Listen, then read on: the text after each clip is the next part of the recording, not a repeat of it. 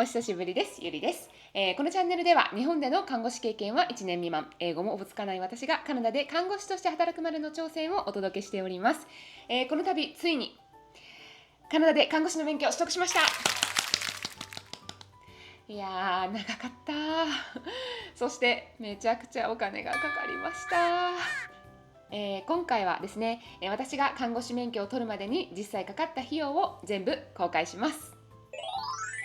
まずはじめに私の自己紹介をさせていただくと、私がカナダに来たのが2022年で、コロナがちょうど明けた時に来ました。2年間のコープ留学のために来ておりまして、1年間は座学、そして1年働いた後で、その後2024年に公立カレッジに入学して、その間に永住権を取得し、2025年の現在このカレッジを修了して免許取得ということに至りました。さてこの3年と4ヶ月の間に私がどれだけのお金を使ったのか、今日は全てつまびらかにしていきたいと思います。ただですね、前提としてここから説明するお金の中に生活費、渡航費、あと保険料などは含まれておりません。今回お話しするのはあくまでビザ、そして学校、あと免許の書き換えにかかったリアルな出費だけとなります。あとですね、これは私が当時に実際に支払った金額なので、残念ながら少しずつ料金年々上がっております。なので、現在は少し多く見積もる必要があるかもしれませんので、その辺ご了承ください。それではですね、この3年4ヶ月の間に私がいくら使ったのか早速見ていきましょう。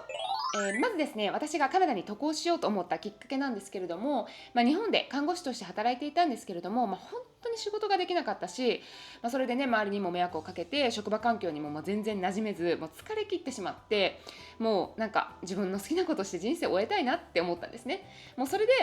そうだ、カナダに行こうって思ったんですね。その時はそんな感じですごい短絡的に思ったっていうのもあって、カナダで看護師になろうとか、むしろちょっと看護師のことは忘れたかったぐらいですし、永住権を取ろうとかそういうことも全く考えていなくって、正直その時いろいろ調べる中でコープ留学っていうのが最近来てるらしいと。コープ留学っていうのはその学校で座学をした分の期間だけ就労できると。でその就労している間にお金も稼げるから、その生活費とかをね貯めていく必要がないっていうので、コープ留学を、その時ね30も過ぎていましたし、ワーホリが使えなかったっていうのもありますので、じゃあこのコープ留学正直これつなげていけばずっとカナダに折れるんじゃないって私その時思ったんですね。そのコープ期間中に次のコープのための学校の費用を貯めておいて、でまたそのコープの期間が終わったら次の学校のコープに申し込んでっていうのを2年間サイクルでずっと回していけば、これずっと折れるんじゃないって思ったんですね。それでカナダに居続けてやろう、そういうビジョンで私は初めやってきました。実際これしてる人いるのかちょっとできるのかわからないんですけれども、なるべく長くいたいなっていう思いで私はここに来ました。なので、まずは初めは2年間のコープ留学でやってきました。まずはですね1ヶ月間語学学校に通って、その後1年間の座学と1年間の就労という形の学校に申し込みました。なのでまずは語学学校の費用が50ドル、これはちょっとキャンペーンで安くしてもらいましたね。で私は、ホスピタリティとビジネスのクラスを受けたので、これは座学と実習合計合わせて16,195ドル、だいぶ高いですね。これはもう看護師時代に貯金してたやつをもうバンってキャッシュで払いました。で、この2年間の間で払ったことってあんまりないんですけど、カナダって日本の運転免許をそのまま取得することができるので、カナダの運転免許を取得しました。それに31ドル、あと私はパスポートの期間がちょうどその2年間のコープ留学の間で切れてしまったので、基本的にビザってパスポートの期間分しか出ないんですね。なのでパスポートが更新されるっていう時までしかビザがなかったので、学生のビザを更新しなくちゃいけなくって、その更新にかかる費用が150ドルでした。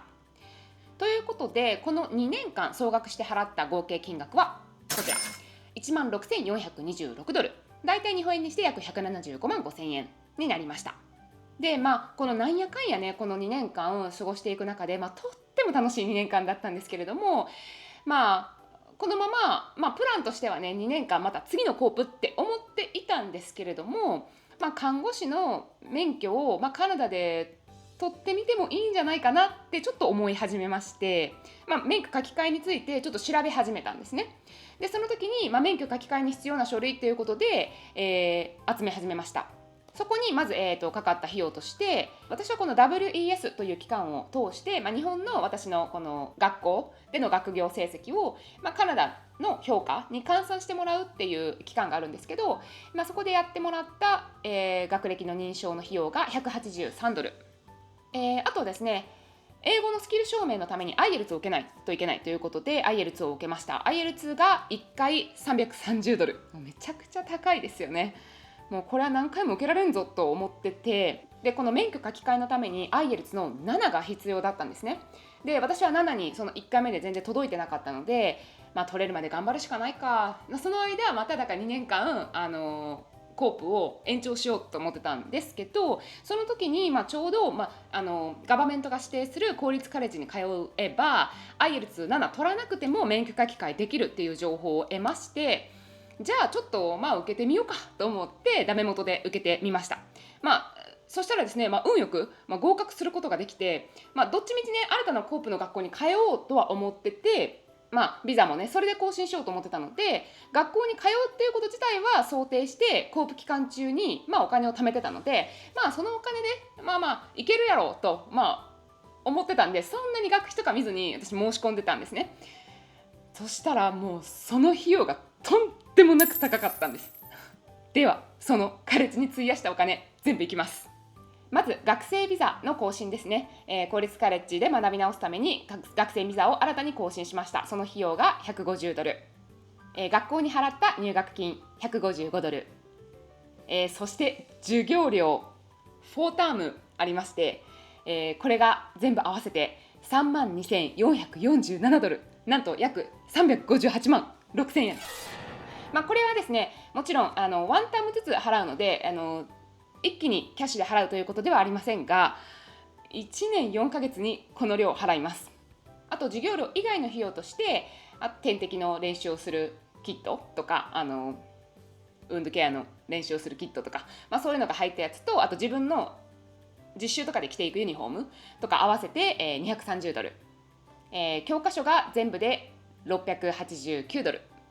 あと実習に行くにあたりまして、BLS ってCPR の訓練だったりとか、N95 マスクのフィットテストとか、私はこれを在学中に2回受けましたので合計で$256。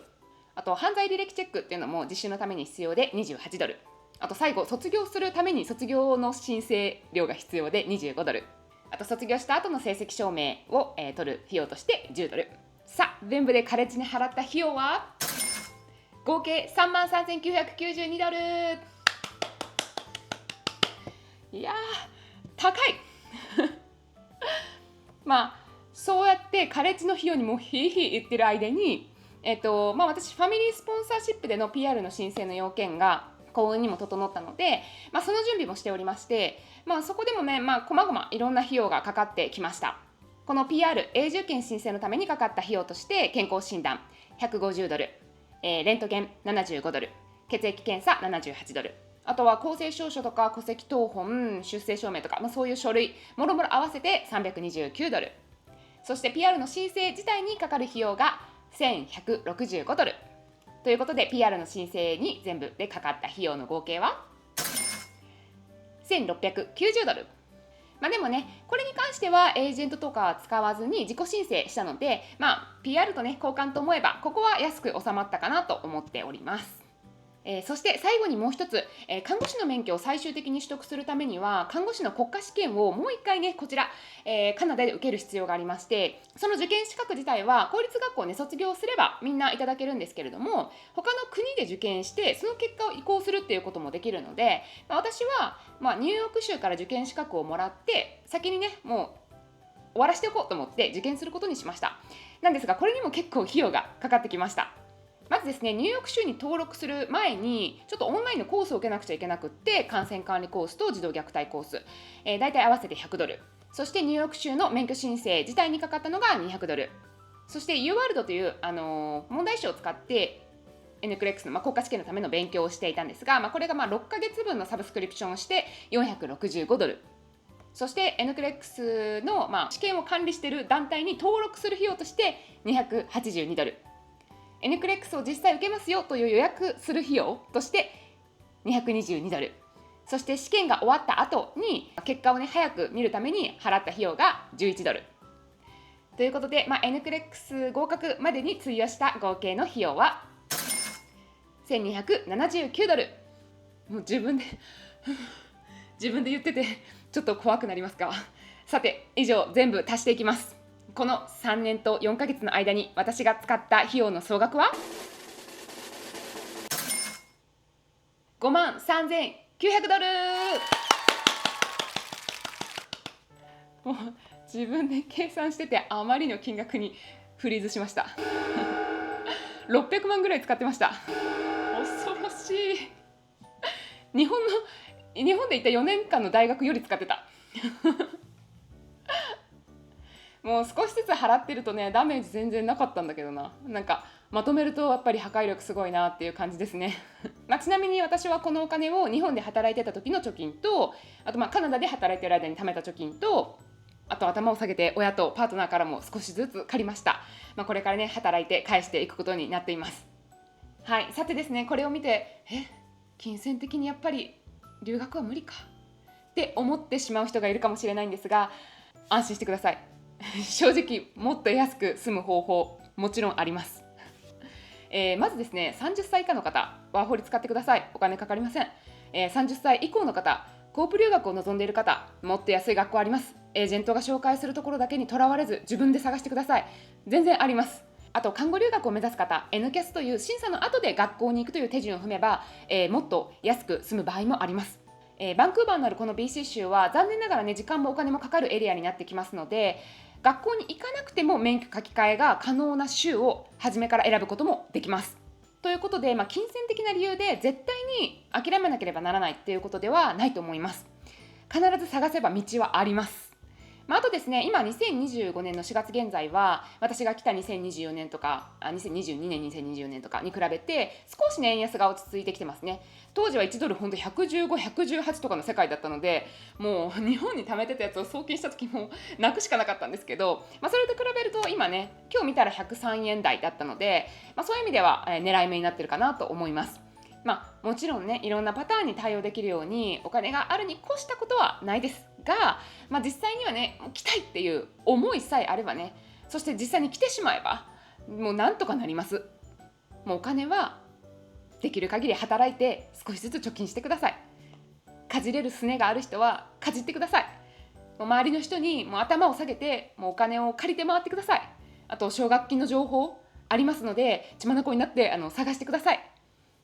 これを聞いてね、本当、そこまでは別にしたくないなって思う方は多分ね、そこまでまだ海外で生活したいとか学びたいとかね、その思いが強くないのかもしれません。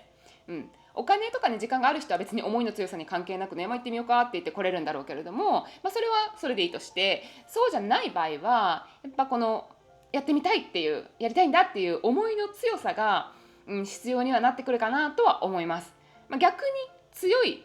えば強い意志さえあれば本当になんとかなります。私も正直お金もないし英語もできないけど、カナダに来ること自体には何のためらいも恐れもなくって、勇気を出して踏み出したとかではないです。実際正直、日本で本当どん詰まりだったっていうだけといえばだけですし、本当に自分がやってみたかった、行ってみたかった、海外で生活してみたいとか英語を喋れるようになりたいとか、そういう思いがなんていうかもう行き切ったっていう感じなんですね。なので本当に大切なのはやっぱりもう本当に自分が本当にそれしたいんですかっていうことだと思います。本当にその意思が自分の中にもあるのかっていうのは、自分に聞いてみてもいいのかなとは思いますね。でもその問いかけなくても多分行きたいっていう気持ちが行き切るともう込み上げてきます。なんかもう我慢できない、もう漏れ出してくるというか、もう我慢できなくなってくるので、そういう時がなんかこう生き時なんじゃないかなとも思いますね。それになんか強い思いがあっても叶わない夢なんて本当5万とあるじゃないですか。その中で、留学っていうのは自分次第で叶えられる夢なんじゃないかなと私は思うので、ぜひ行きたいなという思いがある方はその思いだけでね挑戦してもらっていいと思います。はい、ここまで見ていただきありがとうございました。私はですね、こんなにお金を費やしてしまいましたが、皆さんは十分な情報を、しっかりとってそれをもとに賢く、留学してください。この動画がこれから挑戦する誰かの参考になれば嬉しいです。最後までご視聴ありがとうございました。また次の動画でお会いしましょう。